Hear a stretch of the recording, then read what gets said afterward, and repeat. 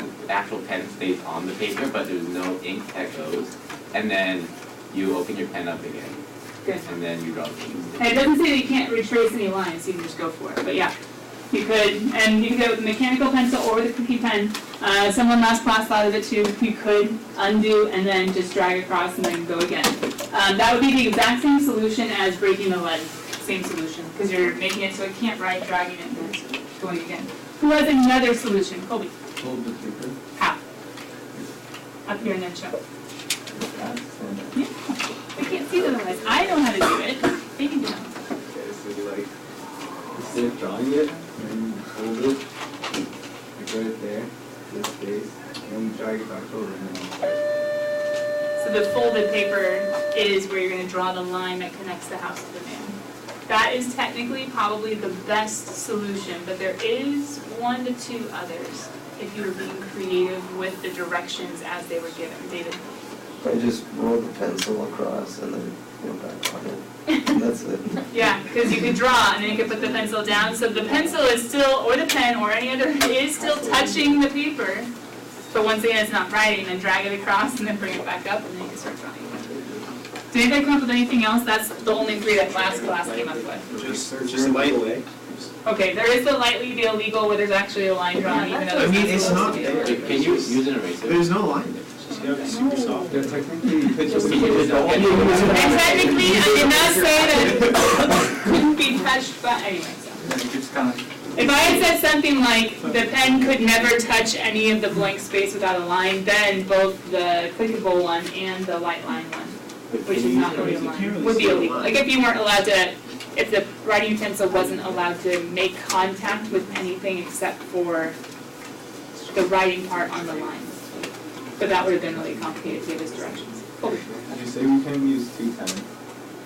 Yeah, I said 1 writing utensil. But no, that's good, because some people were like, just do 2 hands and 2 hands. I would move so That's why I clarified at the very beginning, a single writing utensil, even though it wasn't drawing. Okay, 1 more. But it's not a drawing one. I have to get rid of my stocking candy somehow. Uh-oh, where is it?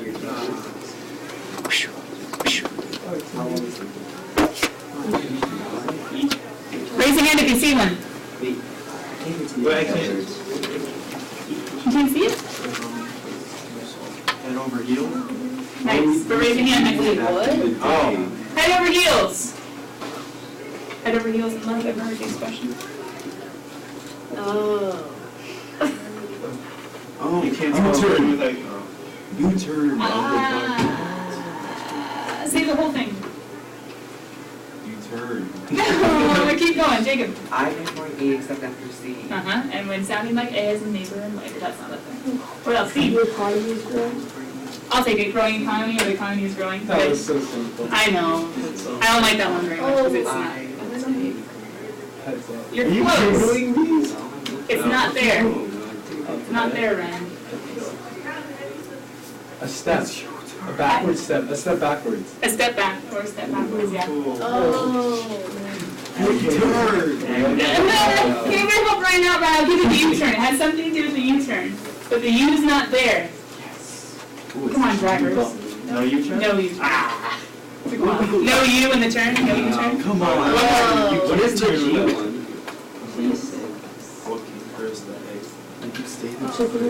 Chicken every egg.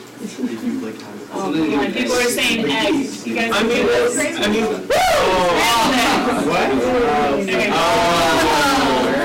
That sucks. Someone last class said deviled eggs. I gave it to him. What? Well, because they're all mixed up. I know, scrambled eggs is better, but I like it. Okay, I only have 2 more candies, but we'll do the other 4 for fun. The first 2 I can find one. Okay, another one. That one doesn't count, but good job, everybody. Jonathan. Forgive and forget. Forgive and forget. Whoa. Okay, one more. Faders. Wait, No said. touchdown, bottom right. Touchdown, yeah. Okay, now it's just for fun, but go ahead. There are 3 more. We have another one. Forgive and forget, touchdown. Up to you. Nose. Above. You have to be kind of proper on that one. That's the second word. There's the first T-turn. word. Close, you have to, Is it like, so it has to do with high T? Broken nose. High T. yeah, high T. That one's high T. Broken nose. No say. Broken nose, good, one more. Nicely done. Darth Vader. Star Wars. Nobody. Up T. Father. Oh, there is another one, high T. Oh. So we can go to the high T with the. No. Another Wait, one more. DJ Khaled. Oh. Vaders.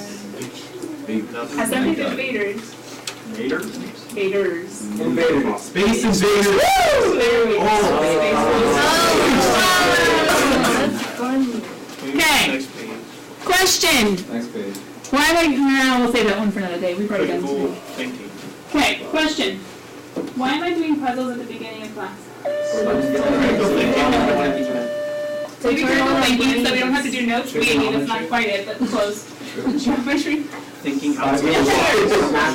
spatial reasoning, we'll take it. Or math, think outside the box. Think outside the box, perhaps. Be creative. Being creative, good. Being creative in a logical way.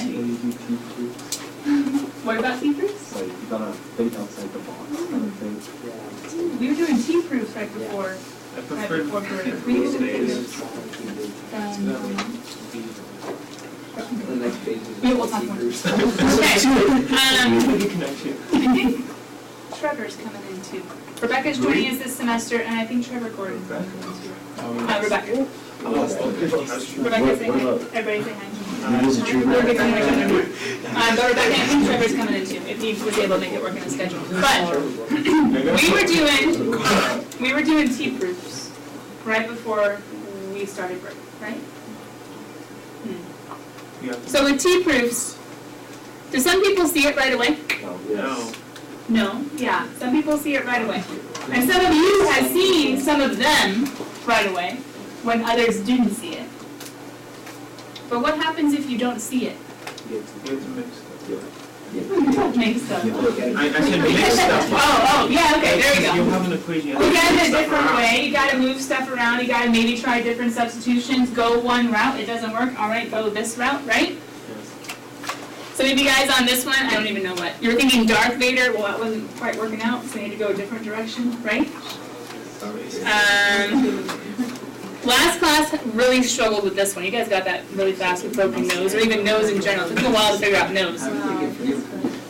This one, the eggs, some people didn't even see that it was the eggs that was in the part. Anyway, so coming back, for this one, a lot of people last class thought it had to do with pets, and they kept on saying pets, like pets with a bomb, and I was like, okay. It was a step back. Okay, so anyway, some people see it fast, some people see it slower, but question, is that a reason to stop trying? No. Because isn't half the fun my competitive ones that are in anything competitive, whether it's sports, whether it's academics, whether it's something else that's competitive? Sports that are not normal sports, like games, right? Like chess or with anything else. Okay, if you're competitive in any way, shape, or form, is the victory as sweet if the team that you were playing against was easy? No. No. Doesn't mean you don't still appreciate the dub, but you're still like, it's not as satisfying, right? Rather than when you go out there, you give your all, and it was a tight game, and then you pulled it out at the very end. Oh man, those ones feel good, right? Right. Okay. Now, in classes, you're like, no, academics, I'd rather have the solid 99 going into the final. I get it, but coming back. When you struggle through, the victory is a little bit sweeter. And, biblically speaking, or even if you don't hold to the Bible, I think life experience has proven this true apart from the Bible, even though that's what I hold as full truth. That it grows character, right?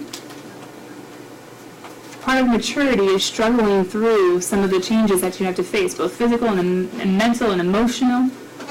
There's a lot of different struggles in the maturing process, and the maturing process never ends.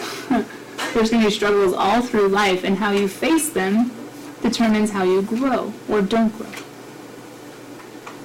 Anyway, these puzzles, some of you guys saw them fast, and some of you guys that maybe aren't even really enjoying pre-cal, maybe you were able to shine a little bit more than others, or maybe some of you that get the T-proofs got these too. Either way, it just gave you another perspective of really what we're doing with T-proofs is just solving puzzles. But does it sometimes take you looking at it a different way? Trying it all over again, starting from scratch? Now, hold on, why am I talking about T-proofs? Aren't we starting something new? Question, what's the backboard say? Section 5 point...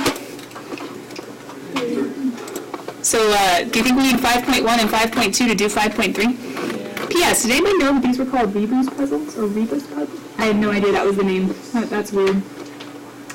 I've seen these since I was like in youth group. Isn't this like a common youth group activity? But anyway, that's the name of them. To do 5.3, we got to remember 5.1 and 5.2, except, we're not stopping at just doing the T. We're going to use the skills that we developed in the T-proofs in order to be able to solve actual problems. We're going to use the skills that we developed in the T-proofs in order to solve the actual problems. Because it's technically, wait, this is in your notes. This is in your notes two different places. Where's the first place it shows up in your notes? Chapter something, 4 from a long time ago. But where is it most recently in chapter 5? Yeah, so if you're looking at your notes, section 5.1 is there, ready for you to access these formulas you need to know. But a lot of you were memorizing these back in chapter 4. They just came back again and we were using them. Section 5.3 says, I gotta give you some background. Section 5.3 says, cool, you've gotten some more skills with your T-proofs, so let's go ahead and use them for something productive. But first of all, before we see the T-proofs being applied, we just kind of have to look at how to read the directions in section 5.3. We have to figure out how to read the directions. So this is not, it doesn't really have anything to do with T-proofs yet and why they were helpful, why they were useful. Did anybody ever ask Mrs. Regan about T-proofs? It's okay, I put HPrecalc on it today. I bet they'll talk to her. Is chapter 5 the only chapter we see proofs? Yeah.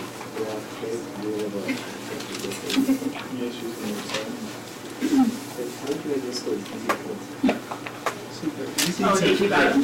Yeah. She's like, Yeah, this she is was, an easy she was a thing. little sad after that. I mean, for good reason, half of our class got like 60%. Kurt? Oh, yeah. Okay, so we're just figuring out how to read the directions. Section 5.3, solving trig equations. The problem shouldn't look that new. No, okay. Well, we were doing T-proofs and having fun with basically puzzling with trig expressions right before break. So maybe it looks unfamiliar, but it shouldn't look new. Because you guys saw back when you were doing inverse trig. Wait, inverse trig. Trig backwards. Taking a ratio and solving for an angle. Good. Taking a ratio, solving for an angle. So in the very first one, if we were to solve with trig inverse. Have you guys gotten up to the first one yet? A couple more seconds? Okay. How would I get x alone? Sine of x equals 1/2. How do I solve for x? Yeah, sine, what's that called, the negative one? Inverse. That's technically the math, in a sense, of undoing a sine, right? So x is equal to sine inverse of 1/2, which we have to think about, two different things. One thing is that 1/2 is an opposite over hypotenuse. It's a ratio that corresponds to an angle, right? Sine inverse 1/2 is a sine ratio, is an opposite over hypotenuse of an angle. The second thing is, that's right, sine inverse naturally has restrictions. Remember what sine inverses and restrictions are? What are the only possible ratios, the range of ratios, the domain of sine inverse? -1 to 1. Okay, is 1/2 in between -1 to 1? Yes. Perfect. So it's a legal ratio. A question, what comes out of a sine inverse? What angles am I allowed to look at? 30. It is allowed to be 30, and you're totally right. If I was just curious of the range, do you remember if sine inverse is 0 to pi, or negative pi over 2 to pi over 2? Cosine inverse is the other. But you're right, whether you were to do cosine inverse or sine inverse, a positive 1/2 is always in the first quadrant for any inverse. So, yeah, it would have been in the first quadrant, first of all, and second of all, do you guys agree with Colby's, it's a pi over 3, it's a pi over 6, it's a 30 degree? Okay. So we could say 30 degrees. I'm gonna circle the pi over 6 because as I keep looking, they're talking about radians. Question, how did the directions change? Right below, it's the same problem, exact same problem. How do the directions change?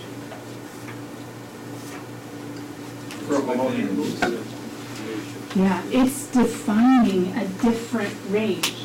If we're just looking here, they don't say anything else, fine, we'll just give the one answer the calculator would give, which is the only legal answer in the inverse's range. But if they say solve this, maybe thinking of the inverse, but no, look at all the angles in between negative pi and pi. What else is going to come out besides pi over 6? And what other quadrant is sine going to be a positive? All? Second quadrant. Second quadrant. How do I legally get to the second quadrant in this range? Well, if you go to pi, don't you pass through the second quadrant? Cool, so what angle am I going to pass through that's another correct answer as I get to pi? 5 pi over 6. Remember, if you're in the second quadrant, isn't that going to be all the pieces minus 1? All the sixths minus 1? Good, so 5 pi over 6 or pi over 6. Both of them would have a y value of 1/2. Both of them would have a sine of 1/2. My visual people, it's up a little, right? For the pi over 6 or for the 30s, up a little. Now, wait a minute. No. They said I should also go to negative pi. So going to positive pi, we found both answers. What if I was to go to negative pi? Does that include any other answers I should be putting? It'd be the third and fourth quadrant, 7 pi over 6, 11 pi over 6, but can I actually put either of those as answers? No. How come? What kind of ratio is this? Positive or negative? So it has to be quadrants 1 and 2. Now, can anyone, come on, you guys are learners, let's have some fun today. Can anyone come up with a problem where 7 pi over 6 and 11 pi over 6 would be answers as well, where all 4 would be answers? What would the problem need to be? Right. Negative 2 pi or 2 pi. Okay, you could,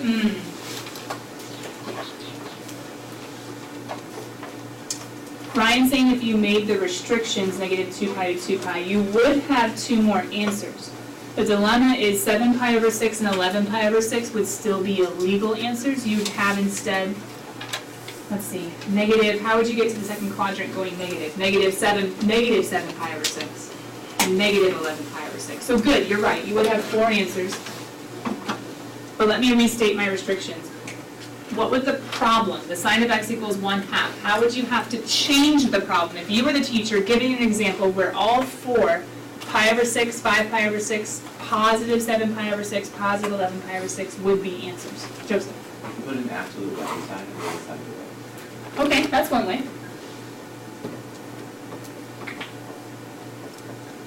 That's one way, because doesn't that say, not around the 1/2, because that's just positive. Around the sign, right, Joseph? Yeah. I heard you, I'm sorry. Because then, whether the sign is positive or negative, the absolute value says it'll always turn into a positive 1/2. That's one way. But can anybody think of what mathematically could have been there that would have turned into absolute value of sine of x? Yeah.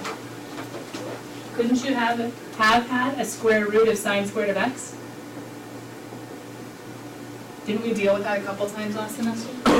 A square root of a squared is an absolute value? And what if you were trying to be a teacher that was trying to make the kids remember T-proof skills? What could you have done that would have been a previous? This would have just been a step in a problem. What could have been there before?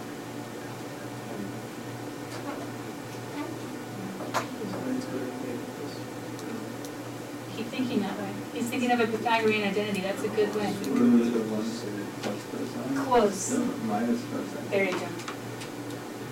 Sine squared of x plus cosine squared of x is 1, so you have to subtract.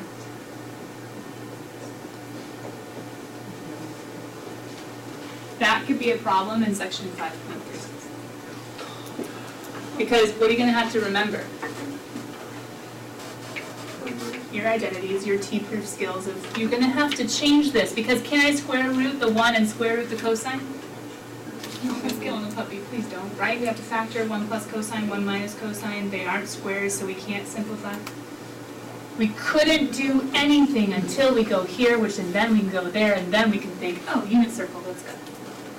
Does that make sense? We're gonna have to think teeth-proof skills.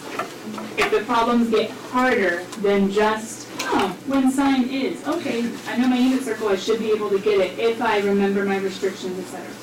Question, what's different in the very, very bottom one? As far as the directions. Solve for one, solve for all within, solve for, ooh, No restrictions. no restrictions. Well, question, am I just supposed to start listing them all? Yeah. 1 pi over 6, 5 pi over 6, 7 pi over 6, 11 pi over 6? They have to, Because then there's going to be infinitely many. How do we show the pattern that will explain them all? X plus 1. What are we doing? No, it's a good idea. He's trying to think of a formula with an n. Ooh, remember the 2 pi n? A formula with an n where n are all positive and negative whole numbers that would encapsulate all of them. Yeah, you might think n pi over 6, but wouldn't that be 1 and 2 and 3 and 4? I need 1 and 5 and 7 and 11. How can I get 1 and 5, 7 and 11 with skipping the 2 and the 3 and the 4?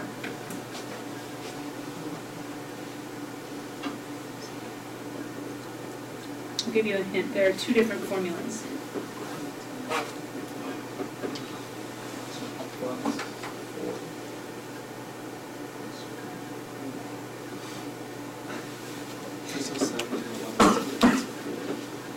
Trying to make 2 separate formulas.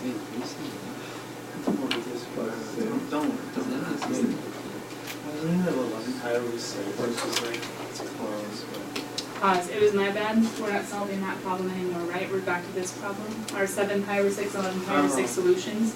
My bad. No. So all we need are all the 1 pi over 6s, all the first and second quadrants. So then that makes us plus pi. Close. Pi would throw me in the third quadrant. So if it was that problem, yeah, plus pi n. I need the third quadrant. But since it's this problem, only positive 1/2, I don't want to go to the third quadrant. I need to come back to the first quadrant. So what do I need to add to get there? 2 pi n. And if it was that problem up there, couldn't I add pi n and get the fourth quadrant too? Problem is, do I want the fourth quadrant for, no. So I'm just going to add 2 pi n. Not too bad. But you guys see the difference in the answers? An inverse is only going to have one answer. An inverse is only going to have one answer. Unless there's something funny mathematically, like an absolute value that says, okay, there might be 2. But otherwise, an inverse will have one answer, the one principal value. If it says all within, look, there might be 1, there might be 5, there might be none. You got to look and see which ones are there. Thank you, ma'am. The last one, there's going to be some sort of n giving some sort of infinite,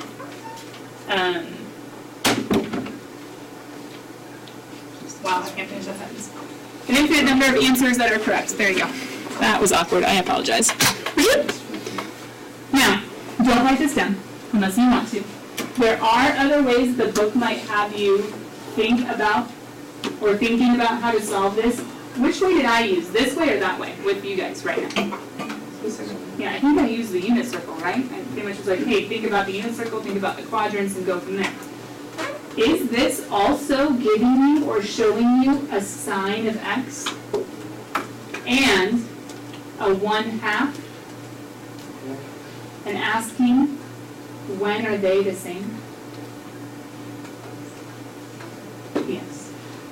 So this is another way of looking at, okay, when does sine of x equal or coincide or intersect with 1/2? So technically finding the intersections, making that y1 and that y2 and solving would be great, except our calculator is going to give us that as a decimal. So we'll have to remember anyway it's pi over 6, or we're going to have to go to degree mode and change our window to be zoom trig and then say it's 30 and then remember that's pi over 6. Technically what's simpler? Reminding ourselves of the unit circle and having it just be like this, right? That's the easiest way. But what if they were to tell us something like sine of x equals 0.3? Okay, well you could graph it and find intersections. The answer's a nasty decimal anyway. Or You could do sine inverse of both sides, get the one, and then build the others from that. Question, can anybody tell how we could have gotten 5 pi over 6 if we didn't have it memorized in the unit circle? It's a really hard question. But there is a general principle going on that would let us take something like, if you guys have your calculators, grab it out. That would let us take something like sine of x equals 0.3. There is a general principle that would let us take something like that, and once we use our calculators to find the one answer, how to automatically find the second answer when you have a sign. What's the general principle? If you don't know, go ahead and plug in, well, question, how would we find the inverse value? How would we get x by itself? Okay, so if worst comes to worst, you're stuck, throw that in your calculator, get a radian, maybe go to a degree, maybe go to degrees, because that's more logical. Even though they want the radian answer, we'll do degrees just so we have an idea of what's going on. Does anybody have an answer for the general principle yet? Yeah, go ahead. It's like adding subtracting. It's like Good. From what or from to what? to 180. Good. If you think about the relationship, first quadrant, sign will always be positive or the same sign as the next door neighbor quadrant. Meaning if you had a third quadrant answer, then, well, I guess sign inverse would give you the fourth quadrant. The third quadrant would also be an answer. So you're always going horizontally to the next quadrant. And guys, if we have a first quadrant answer, how could we get this one using reference angles? Think reflected, but how would you solve for it? 180 minus or pi minus. What if you were in the fourth quadrant? What if this was a negative number? I should have put a negative, that'd be more exciting. If you did a negative number, you're in the fourth quadrant, you would have a negative angle. How would you get this one? 180 minus, and minus a negative would add it, and you would have the proper angle. So when you guys solve for this one, what'd you get as your angle in degrees? 30 perfectly? It's going to be 30 something. 30 points? You guys know you're doing second sine of both sides, right? Sine inverse of 0.3 in degree mode. Sine inverse of 0.3 in degree mode. If you have David working on it, you working on it. 17 degrees? 17.46. 3 decimal places. 457. Got it. You guys agree with them? Okay. So then, question, if they wanted us to go ahead and look for, once again, like the second directions, negative pi to pi, looking for all the angles within, which means we're looking beyond the one answer, how would we find the second quadrant one? Yeah, it's as simple as, we don't need to have it memorized, it's 180 minus, we just need to know the idea. So 180 minus 17 would be approximately 162, anybody there? Point? 544. Yeah.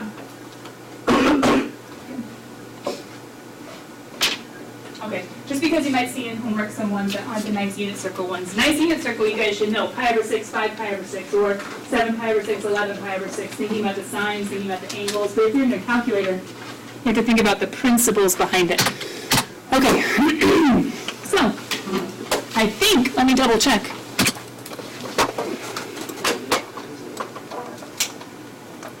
Hey, do you guys see where the notes end, right? The purple bubble? Any notes? All examples. This is the last page of notes. Sounds a lot like section 5.2, huh? I was thinking what was able with what to try, which was basically pick a side and just try stuff. But we had to develop those skills. This one just says do that, except think unit circle at the end. That was interesting. Yeah, exactly. Older and wise?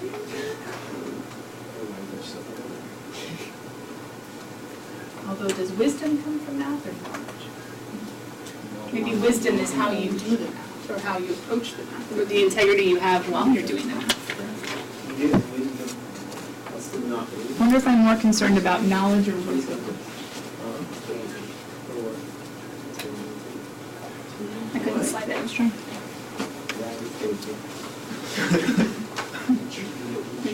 I can illegally try this in about 12 days. I lost them, they're gone. Okay. First step, isolate. Second step, solve, but maybe transform first. Because maybe, like the one on the board, good job everyone who contributed to the one on the board. Maybe, like the one on the board, it's not possible to do anything until you transform. Then it becomes possible. So isolate the trig functions as much as possible. Isolate the trig functions as much as possible. Then look to transform. Now as you guys are writing that down, if anyone finishes, my question to you is, if this was the original problem, the one I put the star by, would you naturally have gone the route that we did when we did it backwards? Would you have gone this direction, transforming first, or is there possibly another direction that we could have gone? Is there another way to solve this equation besides the way that we came up with? Square both sides? Is that algebraically legal?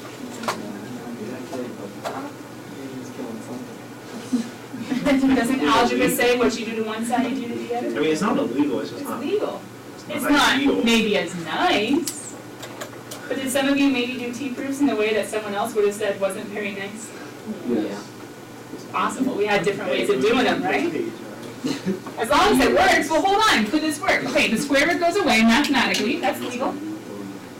Now I have 1 minus cosine squared of x equals 1/4. Now what? We could make it sine squared of x equals 1/4, and wouldn't we just get here? No, it's Okay, could we have kept going a different way now? Yeah, exactly. This way would have been not considering the properties at all. And we would have had negative cosine squared of x equals negative 3/4. Can I make that a positive 3/4 and a positive cosine squared? Is that okay? I multiply both sides by a negative also. How would we have solved for cosine squared of x? No. How would we have solved for, well, what would you guys do next? Square root, yeah, that's what I would have done. Plus or minus square root, right? Because if you square root, that's technically an absolute value of cosine equals, doesn't absolute value mean plus or minus square root? Ultimately, because it could be a plus or a minus. That's why we do plus or minuses, by the way. So cosine of x equals plus or minus. Now, does this look way grosser than it did a second ago? Yeah. But question, what is the plus or minus square root of 3/4? Ooh, I broke up the square root. Oh, by 2. Hey, is that somebody we should be recognizing? So question, that happens at 30 degrees, but the plus or minus, wouldn't that have given me x is equal to pi over 6, 5 pi over 6, 11 pi over, nope, 7 pi over 6, and 11 pi over 6, and technically plus or minus, because it would have been between negative pi and pi, I suppose. Is that technically the answers I had a second ago?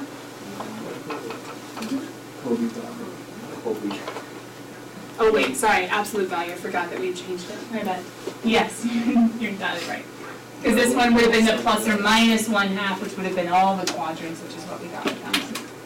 Now question, does the red or the blue look easier? Red. So let's follow the directions, and the directions say, get it as alone as possible, but don't forget you can transform. What was the blue doing? Getting x alone as much as possible? Do we always want to do that first? Maybe not. So I would say, first of all, look and say, can I solve right away as is? Nope, there's messiness everywhere. Okay, fine. Would I like to transform? Okay, cool, beans, let's go. Both ways are good, but not always both ways are possible. So let's go figure out some examples. P.S. This is today and tomorrow, so let's get some work done. Oh man, this one's rough. What should we do? Sorry, pause, right down. A few of you guys, and I'm gonna try to get better at this. Just like the puzzles at the beginning, how I had you guys raising your hand and after shouting out an answer.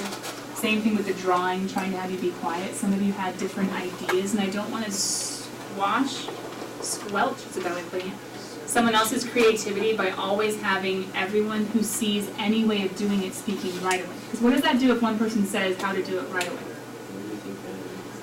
Yeah, you think their way is the right way, but that's how their brain worked. Could you have done it a different way? Possibly. Could it have worked? Possibly. We saw, at least in the drawing room, there were different ways. Some of them twisted the directions a bit, but it was still, we talked about it, yeah, it's legal according to what was said. And ultimately, on a test, are you going to have their brain or your brain? Hopefully, if you're being wise and having integrity, your brain and your brain alone. Maybe with some training, some input along the way, but it's your brain that you're going to be stuck with. Let's train your brain and try to work with your thinking. So get down to the problem, think of what you would do first, and let's take some ideas. What do you guys think? What would you do first? Square? Ooh. That's a way. I'm not going to say it's an awful way. Square both sides. He's thinking of the Pythagorean property, I think, right, Ryan? Like square, and you get a cosine squared? Here's a dilemma, though. Pause. Here's a dilemma. If you were to square this side, and you FOILed properly, the dilemma is you just made this a whole lot harder. Although, would he have? Yes. A negative times a negative is a positive. What's going to happen to those guys? Would it have still worked? Interesting. However, is there another way of doing it? Jonathan, what do you see? Just add the cosine. Now, some others of you would say subtract the cosine. You're not wrong. You're not wrong. You just have to divide by a negative number eventually. So either way, you could add the cosine or subtract the cosine. I like moving my variables to the left if at all possible, but it's okay. I'm not saying you're wrong if you would have moved it the other way.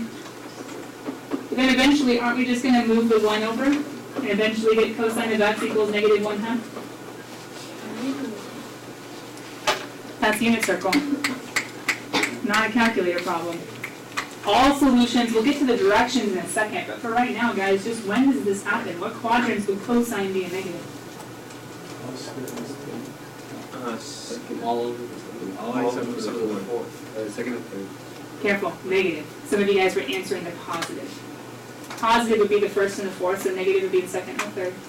Have you guys already figured out what reference angle? 60. 1, 2, 3, 3, 2, 1. Cosine 1 happens at the end, which is 60. Good. If you're a cheater chart person. If you're a cheater chart person. Remember the 1, 2, 3, 3, 2, 1, all over Good catch. Good catch. Okay, so we end up with, I think, wait, that's a 60-degree in the second quadrant, though. What radian is that? 2/3. How many thirds? 2 of them. Good. 2 pi over 3. And 4 pi over 3. 4 pi over 3. Why am I adding 2 pi n? What were the directions? All. Infinitely many. Does that make sense how I answered it? Yeah. Okay. There are 2 separate things at play. Well, 3 separate things. 1, can you play around with manipulating equations algebraically, adding, subtracting, squaring both sides? 2, can you work with transforming using our properties and our T-proof skills from 5.1, 5.2, and 3, do you know how to answer the question properly? So I guess we should throw in unit circles. So I guess 4 things are at play. How about this one?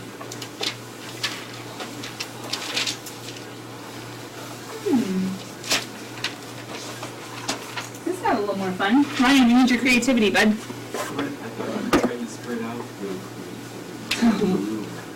It's very helpful. Is the same thing as 1 minus cosine. Don't we have Pythagorean properties we can do stuff with? One example would be sine squared equals 1 minus cosine squared. Come on, it's okay. What could have been something else that we did? Switch sides. Yeah, switch the cosine squared to be 1 minus sine squared. Distribute the 3 and so on. But why would probably a lot of us have done it this way? Well, sine squared is the first thing you see. Second of all, it doesn't have a 3. So, in a way, it might be easier, I don't know. But has anybody already moved it to the other side to get 4 cosine squared things, or sorry, x? Has anybody divided the 4 and then plus or minus square rooted because it would be an absolute value?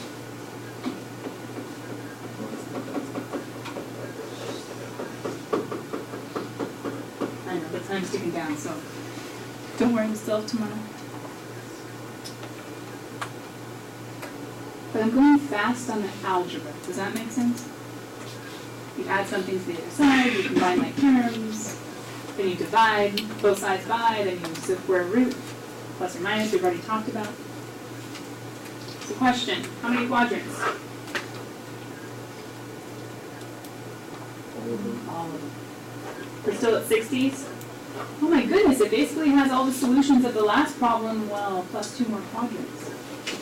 Can anybody think about, if it's all quadrants, how we could answer this nice and simply? The first one would be pi over 3. Colby, remember what we talked about? Good, plus pi n. If I add pi to pi over 3, question, what other quadrant do I get? Yeah, I get 4 pi over 3. So pi n would get me both of those, pretend they're 180 apart. So what else do I need to get the other two? Yeah, I could do 2 pi over 3 plus pi n. Good. What's going to change if they do something like for all solutions x within negative pi over 2 to 3 pi over 2? Then I have to think about the unit circle, which ones are equal. Does that make sense, guys? Do you get the idea of section 5.3? Cool. Play with it tonight. And if I were you, I would say come back tomorrow with questions that you got stuck on. We're just going to be doing examples anyway. Sound good? So I can go to. I'll say yes. My parents don't legally. Well,